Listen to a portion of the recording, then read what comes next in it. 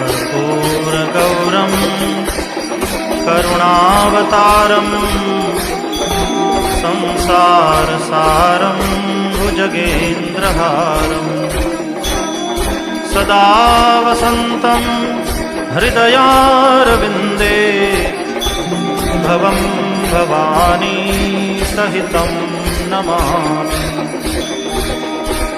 मङ्गलं भगवान् शम्भुः मङ्गलं वृषभध्वजः मङ्गलं पार्वतीनाथो मङ्गलायतनोहरः